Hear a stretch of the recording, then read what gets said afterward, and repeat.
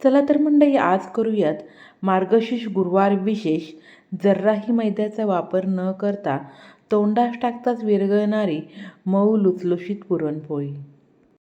आता पुरणपोळी करताना सारण अशा प्रकारे कडेपर्यंत कधी जात तरी नाही, किंवा एका बाजूने छान पातळसर अशी पोळी होती आणि दुसऱ्या बाजूने जाड होते. अशा भरपूर साऱ्या प्रश्नांची उत्तरे तुम्हाला हा व्हिडिओ संपूर्ण पाहिल्यानंतर नक्कीच मिळतील. आता चॅनलवरती नवीनच असाल ना, तर नक्की सबस्क्राईब करा. तर चला वेळ न घालवता लगेच रेसिपीला सुरुवात करूयात. वजनी प्रमाणामध्ये 1/2 किलो आणि कपाच्या प्रमाणामध्ये 1 कप चणा डाळ कुकरमध्ये घालून घेतली.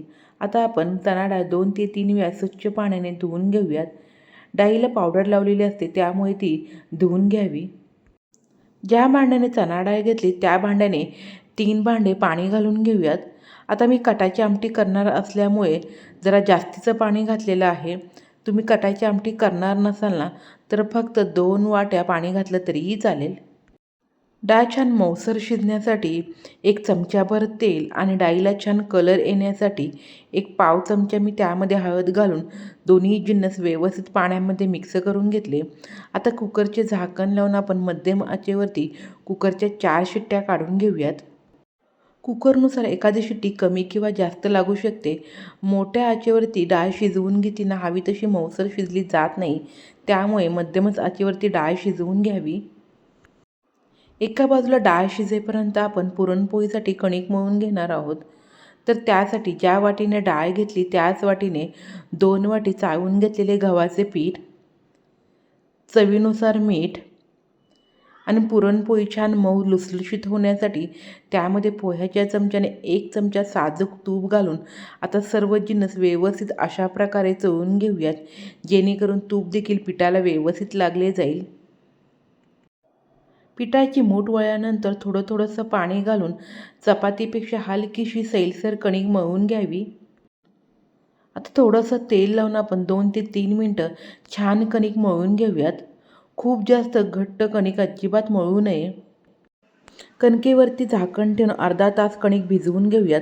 तोपर्यंत कुकरच्या 4 शिट्ट्या काढून कुकर हलकासा थंड झाल्यानंतर मी पुरणाच्या चाळणीमध्ये अशा प्रकारे शिजवलेले डाळ ओतून त्यातील पाणी पूर्णपणे निथळून घेते. डाळ निथळल्यानंतर खाली जे डाळीचं पाणी राहतं ना, त्यापासून आपण कटाची आमटी करणार आहोत. तर या ठिकाणी पहा, छान डाळ मऊसर अशी शिजलेली आहे. चला तर आता आपण डाळीला चटका देऊन घेऊयात.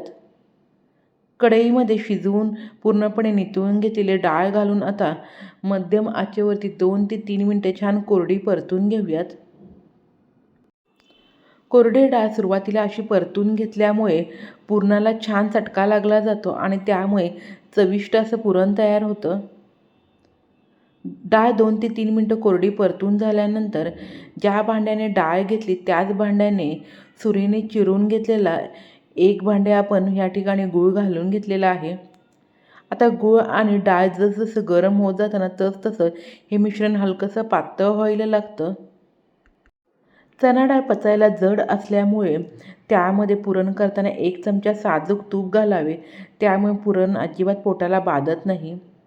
आणि त्यासोबतच 1 चमचा वेलची पावडर आणि थोडंसं जायफळ किसून घालूयात. 1 वाटी चणा डाळीसाठी मी या ठिकाणी 1 वाटी गूळ घेतलेला आहे, परंतु तुमच्या गोडीनुसार तुम्ही गूळ कमी केला तरीही चालेल. परंतु मी घेतलेलं गुळाचं प्रमाण परफेक्ट असं आहे. कोणत्याही गोडाच्या पदार्थामध्ये चिमूटभर मीठ टाकलं ना, त्या पदार्थाची चव दुपटीने वाढते. चला तर अजून आपण 5 मिनटं पुरणाला छान चटका देऊन घेऊयात. आता पुरण तयार झालं का नाही ते कसं पाहावं, ते तुम्हाला आता मी पुढे सांगणारच आहे. पुरण तयार झाल्यानंतर त्याच्या मध्यभागी न आधार देता एखादा चमचा उभा राहिला तर समजायचं पुरण परफेक्ट असं तयार झालेलं आहे.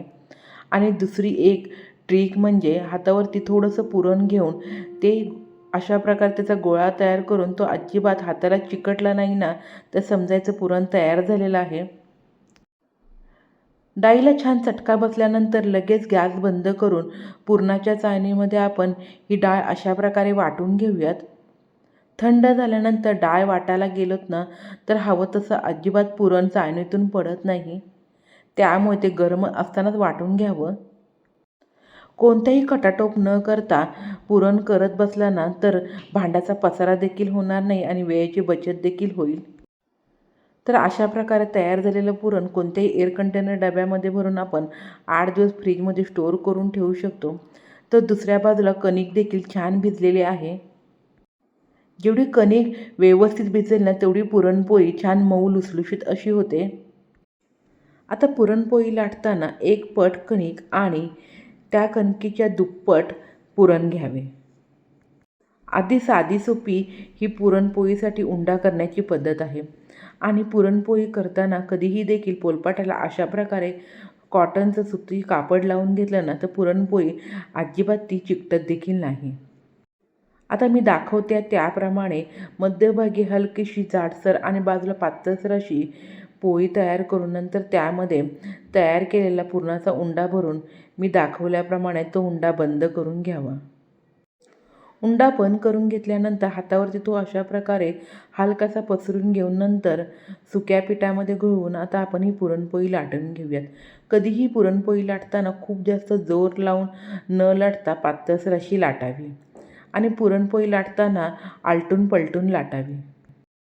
कधीकधी पुरणपोळी झाल्यानंतर ती एका बाजूने खूप पातळसर अशी होते आणि दुसऱ्या बाजूने हलकीशी जाडसर वाटते.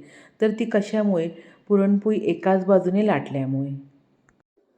तर या ठिकाणी तुम्हाला पाहून कळालंच असेल, छान पातळसर मी पुरणपोळी या ठिकाणी लाटून घेतलेली आहे. तरी देखील कुठेही देखील पुरण बाहेर देखील आलेले नाही. जराही मैद्याचा वापर न करता या ठिकाणी मी फक्त गव्हाच्या पिठापासून ही पुरणपोळी तयार केलेली आहे. आता मध्यम आचेवरती तवा गरम करून थोडंसं तूप घालून एका बाजूने मी पुरणपोळी पलटी करून दुसऱ्या बाजूने देखील हलकीशी खरपूस अशी पुरणपोळी भाजून घेणार आहे. पुरणपोळी भाजत असताना खूप जास्त वेळ ती अजिबात पलटी करू नये. तुपामुळे पुरणपोळी छान मऊ लुसलुशीत अशी राहते, परंतु तुम्ही तेलाचा वापर केला तरीही चालेल. तर अशाच प्रकारे ह्या ठिकाणी मी संपूर्ण पुरणपोळ्या आता तयार करून घेतलेल्या आहेत. कोणताही शॉर्टकट न मारता ह्या ठिकाणी मी पारंपरिक पद्धतीने आणि महत्त्वाचं म्हणजे गव्हाच्या पिठापासून या ठिकाणी मऊ लुसलुशीत पुरणपोळ्या करून दाखवलेल्या आहेत. तुम्ही देखील एकदा माझ्या पद्धतीने नक्की पुरणपोळी करून पहा आणि कशी झाली ते मला कमेंट बॉक्समध्ये सांगायला अजिबात विसरू नका. मी दाखवलेल्या पद्धतीने एकदा पुरणपोळी केली ना तर एक नव्हे तर 2 ते 3 दिवस तब्बल छान मऊ लुसलुशीत अशा राहतील. अजिबात त्या वातड देखील होणार नाहीत आणि पुरणपोळी करताना कुठे देखील ती फाटणार देखील नाही. तर तुम्हाला माझी ही पुरणपोळीची रेसिपी कशी वाटली कमेंट बॉक्समध्ये नक्की सांगा आणि रेसिपी आवडली असेल तर नक्की लाईक करा, जास्तीत जास्त शेअर करा. अशा नवनवीन रेसिपी पाहण्यासाठी चॅनेलला सबस्क्राईब करा. बेलची घंटी वाजवायला तर अजिबात विसरू नका. माझा व्हिडिओ तुम्ही संपूर्ण पाहिल्याबद्दल अगदी मनापासून धन्यवाद.